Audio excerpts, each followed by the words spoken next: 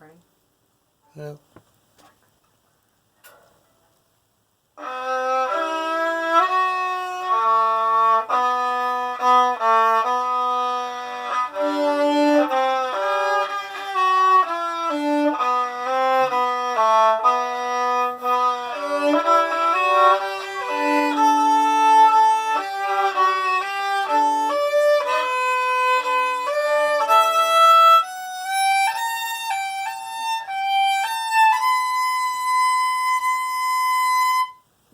Okay, that's about as much I'm gonna play. So this is it's a nice violin. It's 40 years old. Made in, well, wait, it's 35 years old. My bad. Yeah, I'm doing my math. It was made in 1985. I don't know how to say that. It's like an A.R. Seidel. We'll write the name. It's a 3/4. It's nice. How can you tell it's a 3/4? You can see how it's 3/4 by if you look into this F hole right here, there is a tag in there, and it says it's probably so in the past somebody took this to a repair shop just to tune it up, and so that there's size in there. This is not my daily driver because I've outgrown it and mine's over there. So I'm gonna give you a really quick crash course on tuning. I don't know your skill level. You could be really good and you just need a smaller one, or I don't know. So if you just started, watch this. If you haven't, you can just skip this part. So I'm gonna suggest you get an app on your parents' phone or your phone and tune it that way. But tuning, if you wanted to go higher, the best way to do this is lefty loosey, lefty loosey, righty tighty, and so that's just a direction of your the way you're turning the pegs or the fine tuners. Also, if you're tuning, be very careful when you're using the pegs because you can easily completely just snap the strings if you're turning the pegs. So if you're a beginner, I recommend not to touch the pegs unless it's super out of tune. And if you're at that stage, well, I mean, maybe just bring it to a teacher. I don't know. But this is a nice one. It's a copy of the Antonio Stradivarius violin, which is a very old one. It's very nice, and it's a well-known maker, but this is not the Antonio Stradivarius. It is a copy. And, yeah. So, it's in good condition. Has a couple scuffs over here and over here. I have cleaned this with, not alcohol, a special wood cleaner for violins, so don't use alcohol if you don't know that. Yeah. Also, it comes with the tapes, so if you're also a beginner, you can have your fingers and stuff. I don't need those. But the back is nice, has a nice color and stuff. The front is nice, the graining is nice, and has a couple scratches on the left side, but the right side is mostly okay. The borders are a little discolored, but they're not scratched. The varnish is mostly all hair except right here, and there's scratches here. But How do you tune it if you don't use the pegs? you tune these with the fine tuners. I suggest just go watch a tutorial on YouTube and get a tuning app on your phone or something. Or you can buy a tuner from like a shop or something, but those are a little harder to use. So how do you put the rosin on? Oh, yes, that's something, thank you. So I am going to I'm going to put a rosin in your case. Let's see. So, you rosin your bow by putting it right here. You pull it back. And you can go back and forth. Make sure you don't hit this metal part on the rosin. And if you, don't do that because it'll break up the rosin over time. It'll crack. and right here will get all crumbly and stuff. And you can do this as fast as you want, and make sure it's on it, and make sure it's like this, because the friction is like the rosin is okay. So there's friction, and the rosin goes on the bow. I don't really know how it works, but yeah, you can go as fast or as slow as you want. Over time, you'll use down the rosin, but this cake of rosin, if you use it diligently, should last you at least a while, like maybe a year if you play a lot, maybe a longer than that, maybe much longer than that if you don't play that much. I don't know. How do you tighten your bow? Oh yeah. That's a good thing. So I recommend, but like this is something you should do. Loosen your bow every time you're done playing, and make sure you can see the hairs are like okay, just put it up against your violin and make sure it's not too like. But when you're packing it away, make sure it's like not too harsh. Just make sure it's not super tight, but like make sure the hairs are loose. I'm sorry, I've said this like 5 times. So turn it right to tighten it, and make sure it's a good tightness. It's just up to you what you want it. Don't tighten it beyond point and all these break. Just tighten it some. So And tight. then How does it look like when it's tightened? Is it? When it's tight. Okay, so if you looked down the violin like the bow like this, you'll see a dip, and that is good when you're packing it away. When like it's pretty significant of a dip, and if you're looking at it like this. But when you're tightening it and when you want to play, you should see that dip either go away or just like lessen a lot. And I mean, don't go as far as what I've seen this before. One of my classmates did this. Their bow, this wood right here, was actually bulging out, and they had their bow so tight. And I was like, hey man, you shouldn't go that far. It doesn't need to be that tight. And that's how you break the hairs. Also, if your hair breaks, don't pull it out. Get some scissors and carefully cut off that hair, because if you pull it out, it actually it loosens up it pulls itself out, so there's room for another one to move in there, and then it's not good. So I recommend just getting some scissors and cutting it. As you can see, there's some cut up here. If you want to need to, you can trim that down or leave it. It's just up to you. But yeah, I think that's about it. Anything else I forgot to mention? The bottom, it's in really good cosmetic condition. In my opinion, it sounds really good because this is an older one, and if you don't know, the older your violin is, the better it is. If it's a good quality one, it's gonna be better. This is not a super old one. It's not really, that old. It's 35 or so. But, I mean, it's better than a lot of violins out there because it's... Okay, so the older it is, the better it is. Just remember that. Because it's the wood ages and stuff. I don't know how it works, but it just sounds better to a lot of people.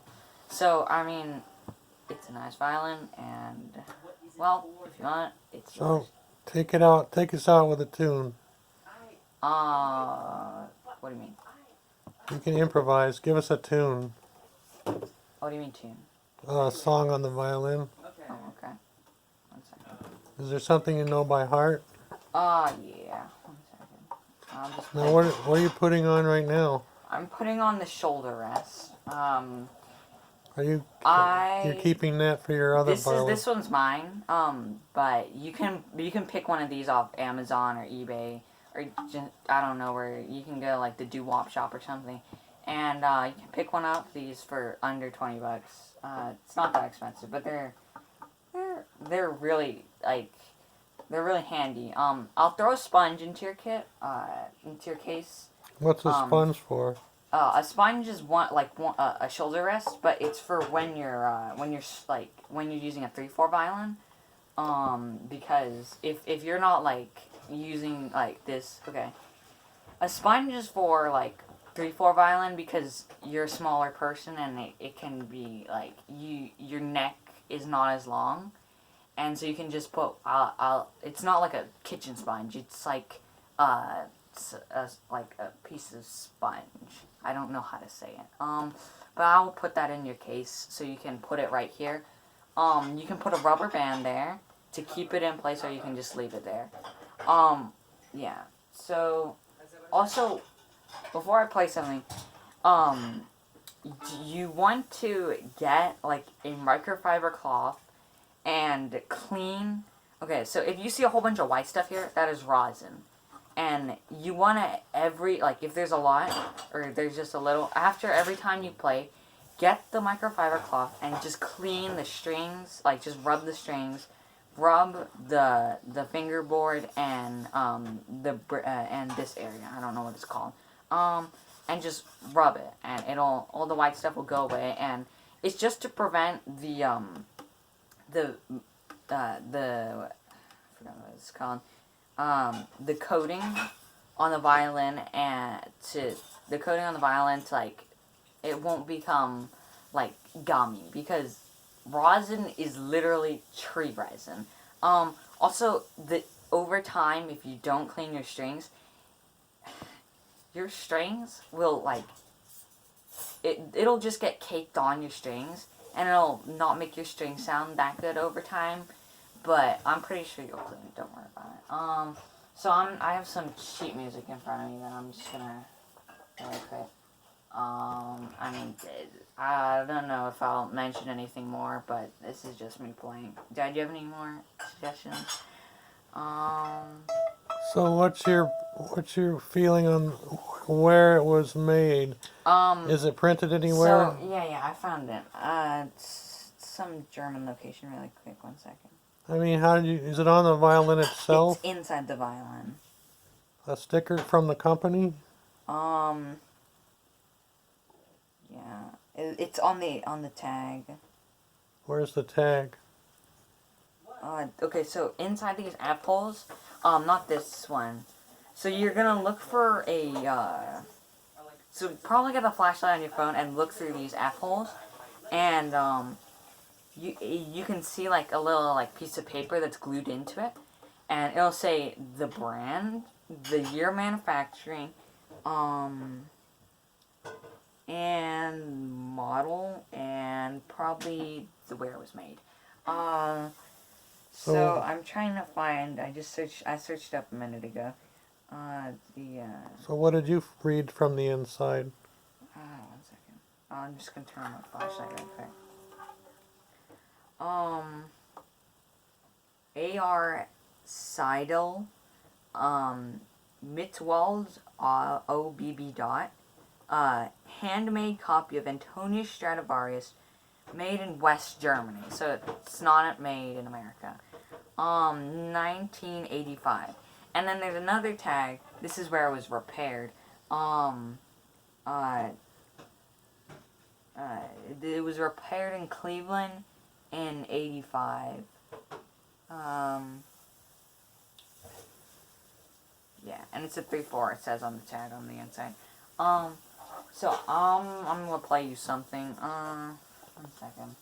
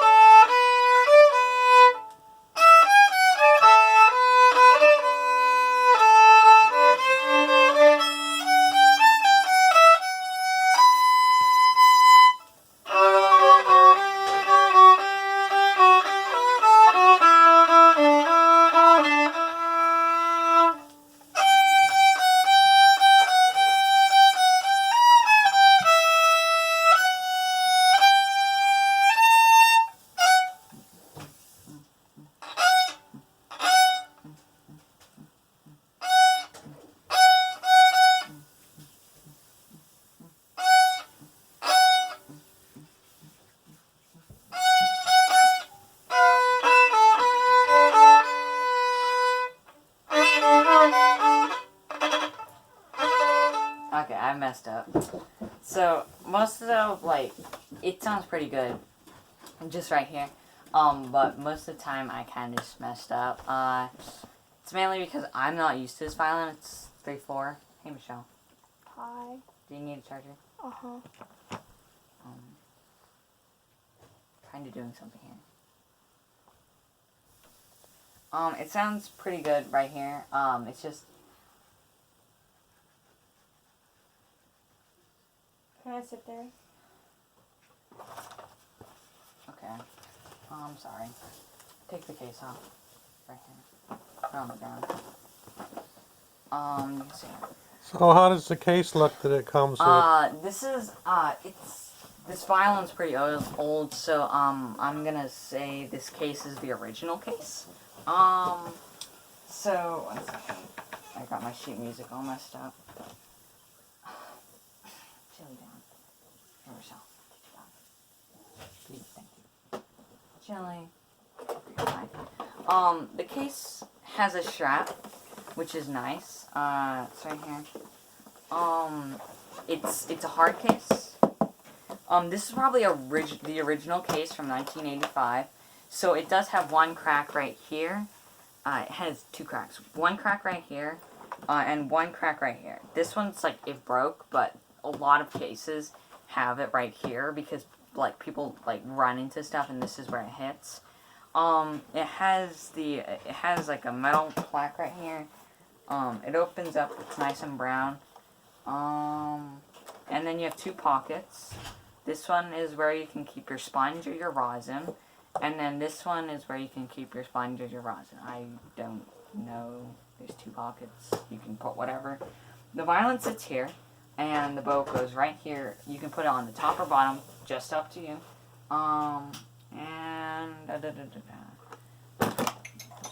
What's the sticker say? Or the tag? This is just like the serial code. On the top of the violin there's a plaque. Oh, this is like its metal plate. It's like craftsmanship, quality, tradition. Has I don't know how to say that. It's probably a shop or something. Don't know what is it from, but you know. All its hinges are in good condition. Its little feet thing to make sure it doesn't scrape on the ground. The handle's in good condition. So is these. So you can use this as Let me get a close up of the crack. Oh yeah, right here. So this is the original foam on the inside, so it's all yellowed. And this is the crack. Also, there's another one right here. This is not as bad. This is probably just over time of them doing like slamming this, and the vibration just went over here and cracked it.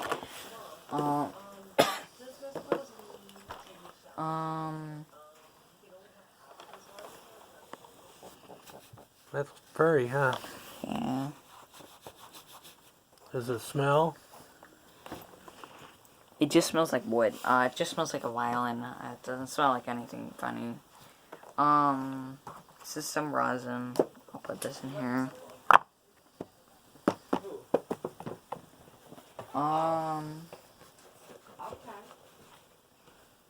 Alright then. So that's it.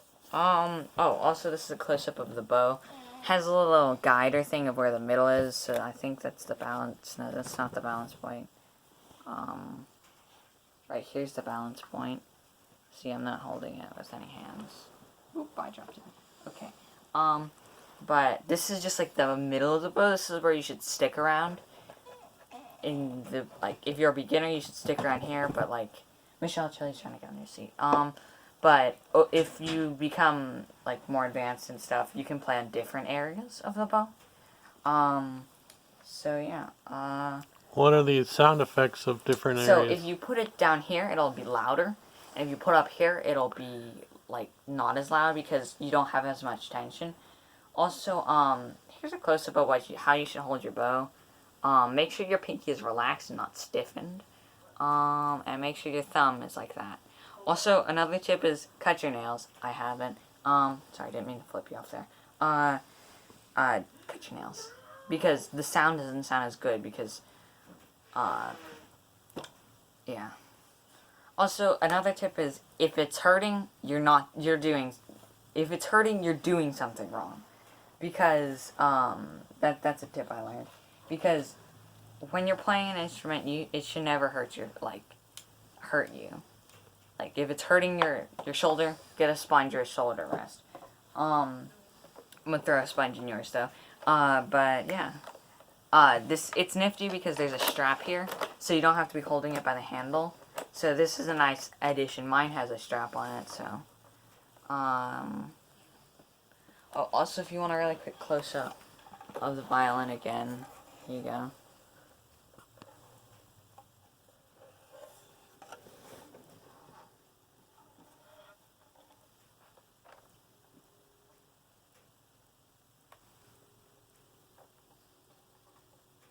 So what do those fine tuners look like up? How do you actually adjust them? What, do you turn a knob somewhere? So you turn, these are the fine tuners. I mean, just like I said, righty-tighty, lefty-loosey. So you turn it clockwise to tighten, and counterclockwise to, like, loosen. Here's a close-up of the scratches. So, right here. This is about as bad as it gets. Like, as bad as it gets on this violin, not as bad as it gets in general. And here's, like, this is just, like, discoloration, because a lot of times, over time, like, people hold their violin like this, because when they're in correct position... Michelle, can you get this off me? No? Okay.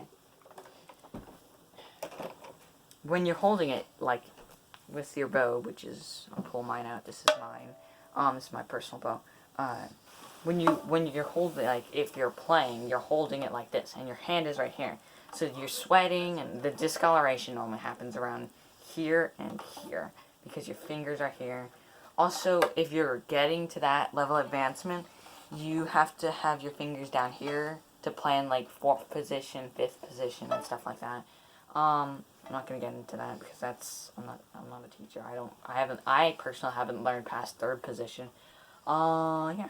So, your chin rest is right here.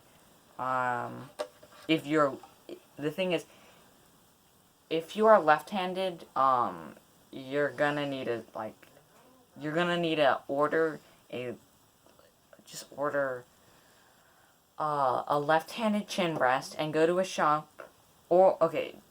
get a left-handed chin rest, take this one off, because the left-handed chin rest is special, and you have to bring this to a shop and they'll put it over here, or you can just bring it to a shop and say, I'm left-handed, can you help me out with this? Give it to them, and they will, change over, they'll get you a new one, and they'll charge you for the new one, and they'll service it. Also, they might switch out the strings or something. If this is, if this is your day, say you are a smaller person, I don't know how to say this. You're a smaller person, and that's how you're going to be for the rest of life, and you need a 3/4 violin. I'm going to recommend to you, but you're probably a professional and you're watching this, I will recommend you, I lost my train of thought. I'm sorry, I got it back. If this is going to be your daily driver, get this thing serviced, buy a new strings, new bridge, bring it to a shop, get that swapped out, or do it yourself. But other than that, yeah. The strings on here are fine, but the thing is, if it's going to be a daily driver, definitely get new ones. I'm over here. Yeah. So, it's a nice violin, and, yeah, I have cleaned this up and sanitized it, if you're wondering. So everything on here is clean by the time you get it. I'm not cleaning the case, it's too much. But as I said before, make sure that you're get like either search up on Amazon microfiber cloth or eBay or online and buy one of those and just clean this area. Just clean, like, make sure all the white stuff is gone. And don't clean it with water or anything, just rub it. Also, if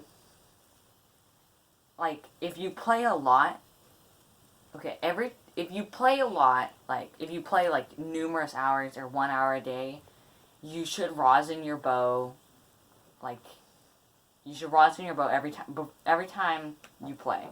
If you don't play often, just rosin your bow after, like, 2-3 times of playing, and rosin your bow, like, I don't know, 10 passes or something. Also, the one thing that is really important is that make sure your bow is loosened, because I know I've said this, but the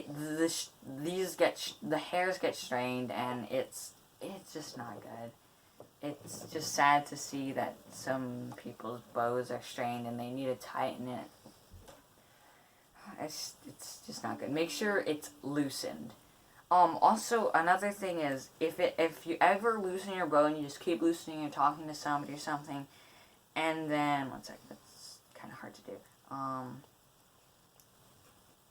And then, oh no, this thing came out. And then your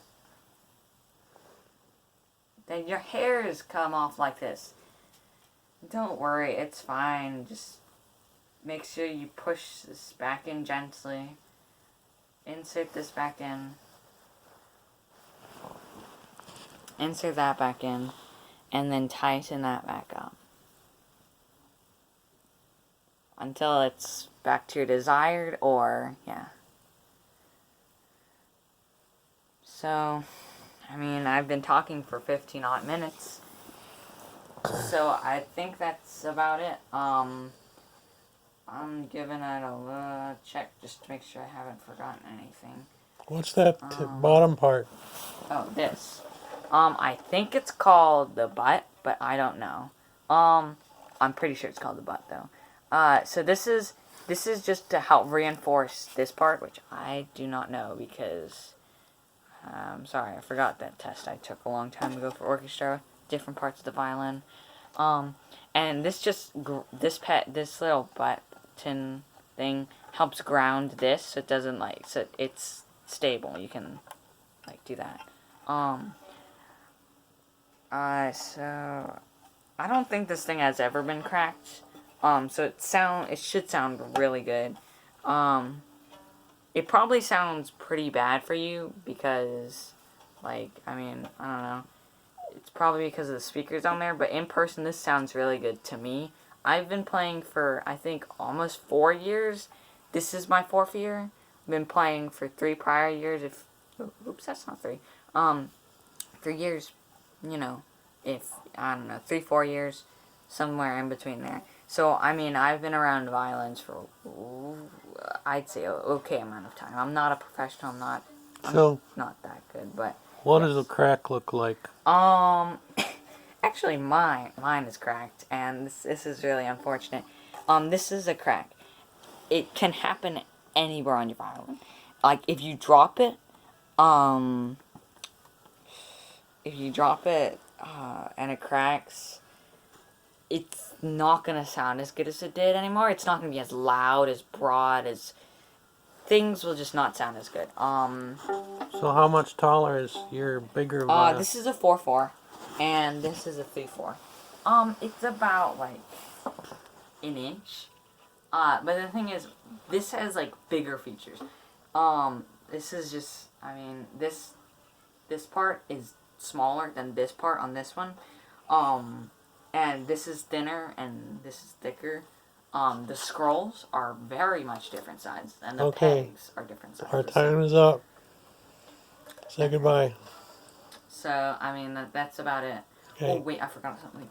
So, another thing is, if your violin just sounds like it sounds off, check your bridge. Your bridge should be, like, straight up like this. If you're holding it on the, like, straight, it should be straight up like this, and the feet should be grounded to the violin. Also, you should make sure that these parts of the F-holes, these tiny little nicks, align with the bridge bottom. So I'm going to fix that for you. So make sure it's aligned. So that's how you get the best sound. So that's vertical. That's straight up and down. That's straight up, and if you look at it like this way, it's straight.